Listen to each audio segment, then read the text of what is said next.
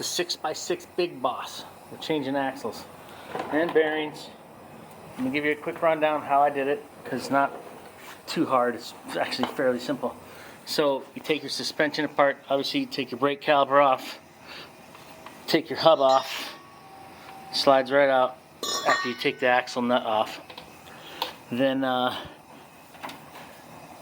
disassemble your suspension arm, which is this arm right here, your sway bar. Lift that up out of the way, grab your axle and yank on it as hard as you can. It's going to take you a good, I don't know, 6, 7, 8 pulls yanking on it. It's old anyway, so don't worry about it. The other side's already done. We got the new axle in there, new CV joints are on it, obviously. The easiest way to put the new one in is to lift it up, put a 2x4 right there underneath it so it holds it up in line with the axle housing. On the end of the spline on the other side, there's a C-clip ring that has to snap in, so lube your splines really good and that clip, and then get yourself a big ass hammer like this one, this big old Mondo boy, and smack the shit out of it until it pops in. Put the castle nut on the end of it and the washer so you can get it off if you fuck up the threads. Don't use a metal hammer, use a dead blow like this, a big 4.5 ounce, 45 ounce, sorry.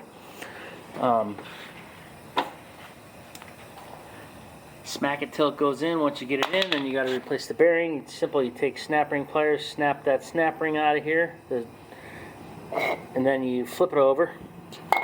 Heat it up with the yellow map gas torch. Put it on in the bench vise.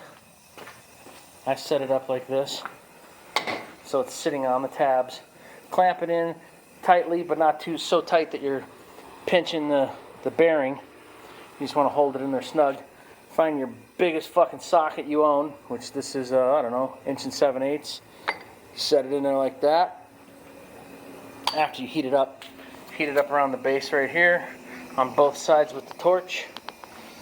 Stick your socket in there like that and beat the shit out of it with that big ass red hammer you got until the fucking bearing starts to come out the bottom side right here.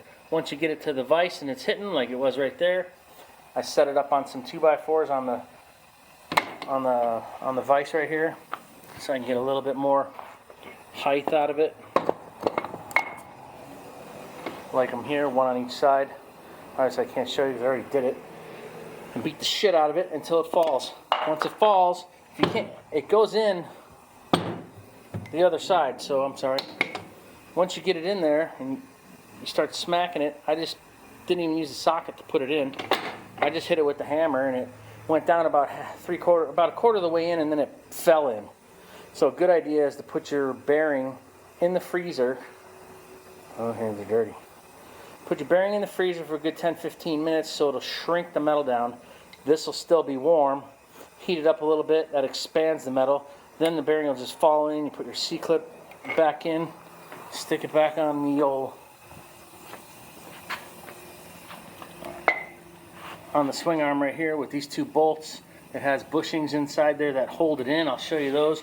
They insert into this little drop here. And what they do is hold it in basically. Once it's in the swing arm, it holds it steady, holds it in place like that. And those go in here and hold it in like that. They actually sit out about that far. And they sit into that little recessed area on both sides of the swing arm. Once you get it in there on both sides of the hub bearing mount, I guess you'd call it. I don't know what you call it, pivot. But clean these up on the wire wheel. Clean all your hardware up on the wire wheel. All your bolts. Your slide pivot bolt for the top that goes in there with the bushings. I always wire wheel everything. No need to grease that shit. It's going to get rusty anyways.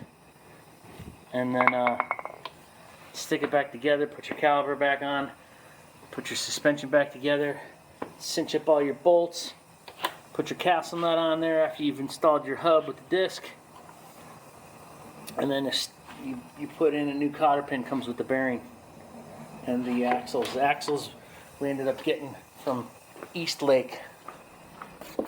EastlakeAxle.com. Bam, done deal. And they're cheap too, like $80. So that's how we do it. Go fix your fucking 6x6. Later, fuckers.